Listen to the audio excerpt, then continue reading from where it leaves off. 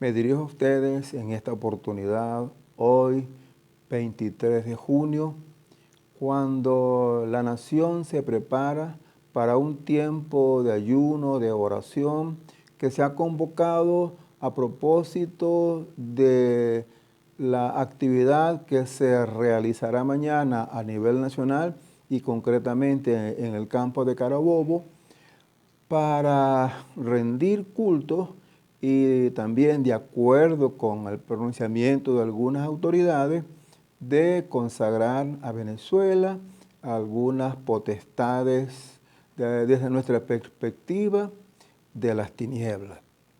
Esto ha ocasionado mucho temor en la mayoría del pueblo de Dios en Venezuela, por lo cual me dirijo a ustedes para transmitir lo siguiente.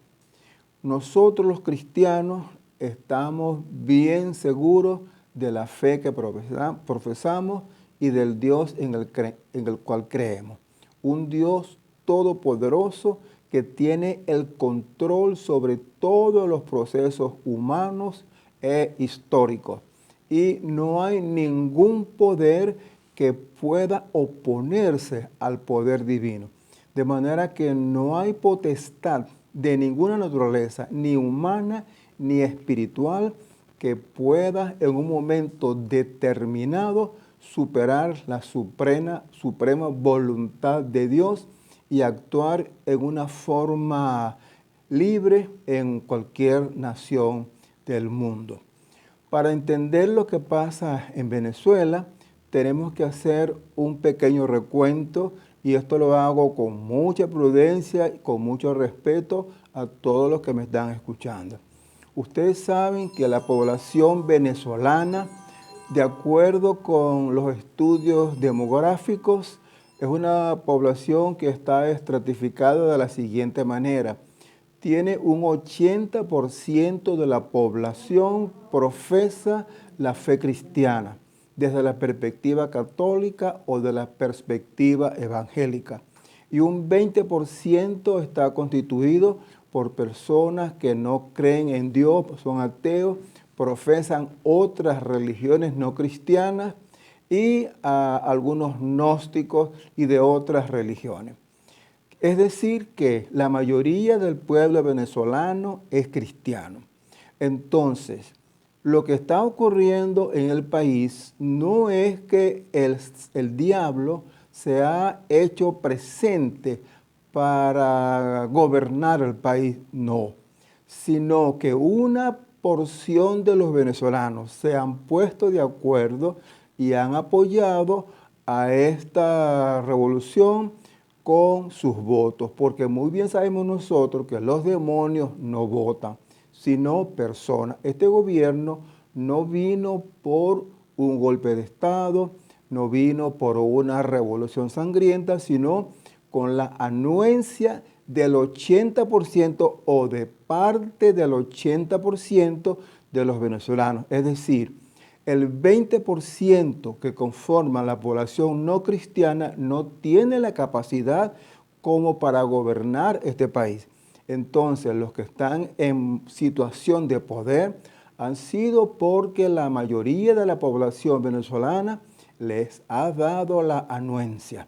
Ahora bien, el pueblo venezolano, a raíz de la revolución que estamos viviendo, se ha dividido en dos grupos prácticamente radicales.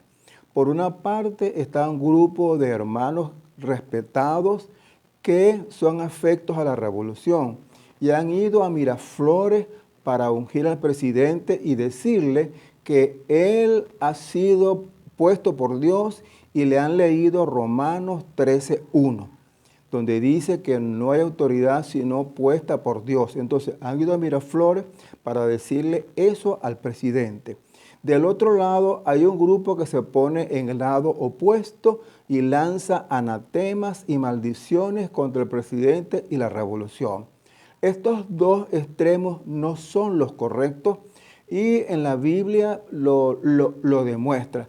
Por eso entonces es que con todo respeto digo que las personas que nos están gobernando lo están haciendo porque el pueblo les ha dado la autorización. Y como sabemos, la Constitución dice que la autoridad reside en el pueblo. Entonces, los que están en el gobierno se sienten empoderados porque tienen el voto popular y al mismo tiempo también tienen la anuencia de muchos cristianos católicos y evangélicos que van a Miraflores a darle el apoyo al presidente. Esto no es cuestionable porque forma parte de la libertad que cada quien tiene de profesar la filosofía, la ideología, la religión que quiera. Sin embargo, en el marco de lo que establece la palabra de Dios, entonces tenemos que ser claros. Lo que va a ocurrir mañana es un acto, si se quiere, intrascendente, porque las potestades malignas no tienen autoridad para ejercer ningún poder en ningún país. Recordemos las palabras que Jesucristo le dijo a Pilato cuando él le recriminaba porque él le decía que él tenía autoridad para liberarlo o para matarlo. Entonces Jesús le dijo: ninguna autoridad tuviese sobre mí si no te hubiese sido dado de lo alto. Y es lo que está pasando en Venezuela. Miren la tremenda contradicción que tenemos, y esto lo digo con mucho respeto, no quiero criticar, pero que muchos de los que han apoyado esta revolución y al apoyar la revolución también apoyan a los que están al frente de ella, que practican ritos como los que vamos a practicar, como se van a practicar mañana. Entonces, los que una vez fueron a Miraflores a bendecir al presidente, ahora están llamando al pueblo para que venga Dios a liberarnos de la influencia satánica. Entonces, yo digo con mucho respeto que lo que procede realmente que debería ocurrir mañana es, además de unirnos para clamar, porque estoy de acuerdo con el clamor, estoy de acuerdo con que oremos, debemos también hacer un acto de contrición y de reconocer el pecado que se ha cometido cuando se apoya a doctrinas que son como la que ocurría en el tiempo de Elías, porque se invoca que mañana se va a hacer como Elías y se va a levantar un altar. Pero mire lo que dijo Elías al pueblo de Dios. Eso está en el libro Primero de Reyes, capítulo 18, versículo 21. Y acercándose Elías a todo el pueblo dijo: ¿hasta cuándo claudicaréis entre dos pensamientos? Si Jehová es Dios, seguidle, y si es Baal, id en pos de él. Y dice que el pueblo guardó silencio. Luego sabemos lo que ocurrió. Levantó el altar y vino fuego del cielo, y entonces Dios se manifestó como el Dios de los ejércitos, como el Dios de Israel, el Dios todopoderoso. Pero ¿qué fue lo que ocurrió? Que vino un hombre de Dios y dijo la verdad. Y muchas veces lo que ocurre es que las personas, los cristianos, no ha habido una voz profética en Venezuela que les diga la verdad al presidente, porque algunos van a Miraflores con palabras de reconocimiento, de adulación, y otros van con palabras de maldiciones, y los dos son incorrectos. Hay que decirle lo que es correcto. Mire, cuando el profeta le habló al rey Acab, que dice la Biblia que el rey Acab era el rey más perverso que había en Israel. Entonces, dice aquí, él fue en gran manera abominable, caminando en pos de los ídolos, conforme a todo lo que hicieron los amorreos, a los cuales Jehová lanzó delante de Israel. Ahora, fíjense que este rey, que fue el más perverso de Israel, dice que el profeta se le acercó después que él cometió aquel homicidio con la villa de Nabot, vino el profeta y lo amonestó duramente. No hay tiempo para leerlo, tú lo puedes leer en el capítulo 19 de Primero de Reyes. Él dice que el profeta le amonestó duramente.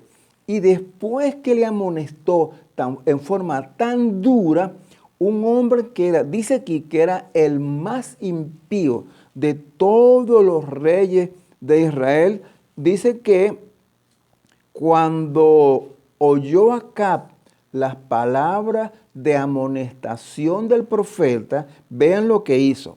Sucedió que cuando Acab oyó estas palabras, las palabras del profeta, rasgó sus vestidos y puso cilicio sobre su carne, ayunó y durmió en cilicio y anduvo humillado. Y mira lo que pasó. Entonces vino palabra de Jehová a Elías Tisbita diciendo, no he visto cómo Acab se ha humillado delante de mí, pues por cuanto se ha humillado delante de mí, no traeré mal en sus días. En los días de su hijo traeré el mal sobre su casa. Esto ocurrió con el rey más perverso de Israel. Se arrepintió, se humilló, le dio la honra a Dios y Dios lo perdonó, porque ese es el Dios, un Dios perdonador.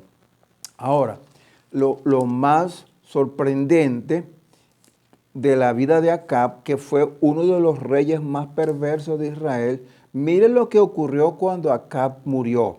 Eso está en el capítulo número 22 del libro Primero de Reyes, versículo 40. Dice así, y durmió Acab con sus padres y reinó en su lugar Ocosías, su hijo. Usted dirá, ¿y qué trascendencia tiene eso? Bueno, fíjate la expresión, durmió Acab con sus padres. ¿Qué significa esto? Que fue llevado a la presencia de la morada del Padre Celestial, porque cuando moría un hombre de Dios, como el caso que cuando murió, por ejemplo, David, y se murió David y fue reunido con sus padres, murió Salomón y fue reunido con sus padres, murió Acab y fue reunido con sus padres, porque es un Dios misericordioso. Por eso es que es importante expresar la verdad. Por otra parte, quiero pues entonces hablar sobre lo que va a ocurrir mañana. De acuerdo con lo que he oído extraoficialmente, mañana se le va a rendir culto a un cierto dios, Ogun o Shun, algo así, no estoy seguro del nombre porque no manejo esas culturas. Pero se va a rendir culto a un cierto dios que es un dios que es un ídolo. Y le va a rendir culto a Huacaipuro, el Diego I, todas estas deidades, no sé si también a María Leonza, pero ustedes saben muy bien que esos pues, no son alguna deidad que tenga algún poder, son figuras de la mitología venezolana que no tienen, desde el punto de vista espiritual, no tienen ninguna trascendencia. Huacaipuro no puede hacer absolutamente nada, ni ninguno de estos dioses paganos. Los que sí pueden hacer son las personas que se dejan como instrumentos para actuar de una o de otra manera.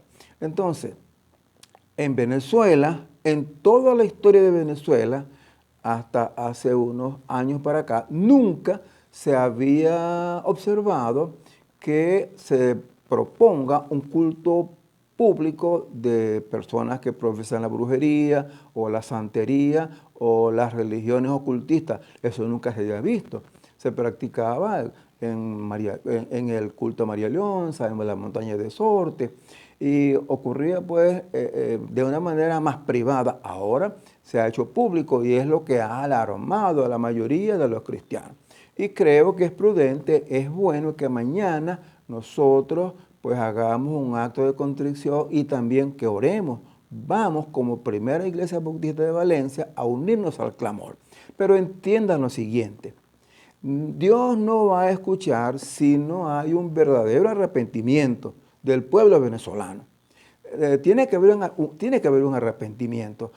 Uno invoca, según de Crónicas 7:14, y lo menciona y lo habla, pero allí dice que hay que arrepentirse arrepentirse y hay que cambiar de actitud y hay que dejar de hacer lo malo. Y eso es lo que se está demandando. Quisiéramos pues, que los pastores que han apoyado esta situación, pues que dejen de hacerlo. Es lo mínimo que uno pudiera exigir como cristiano, que las iglesias y los cristianos que han apoyado este régimen, pues que dejen de hacerlo y le digan la verdad. Mire, yo no lo sigo apoyando porque no creo en lo que usted profesa. Yo tengo una Biblia, yo tengo un Dios, yo tengo una convicción que me llama a ser fiel, a ser honesto, a ser responsable con mi fe, con mis creencias. Esto no es un asunto, digamos, político. Esto es una cuestión de fidelidad a la palabra. Entonces, por eso es que el profeta, digámoslo así, profeta Josué, cuando le decía al pueblo, escoged vosotros a quien sirváis, si a los dioses que vuestros padres practican, pero yo y mi casa serviremos a Jehová. Yo creo que este es un tiempo de definiciones. Vamos a definirnos. ¿Es Dios o Baal? Aquí no hay alternativa. Entonces, hermanos, entiendan lo siguiente. Venezuela no está en manos de Satanás. No puede estar en manos de Satanás. Venezuela no está en manos de las potestades de las tinieblas. No lo puede estar, porque es más poderoso el que está con nosotros que el que está contra nosotros. Pero sí está en manos de quien muchos venezolanos lo han aprobado. Y esto, bueno, esto es el juego democrático, digámoslo así.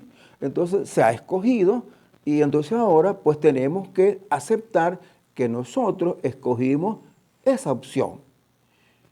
Ahora reflexione y piense si eso es correcto. Quiero finalizar diciendo estas palabras con la siguiente premisa, con la siguiente observación. No le temas a las potestades de las tinieblas, témele a Dios.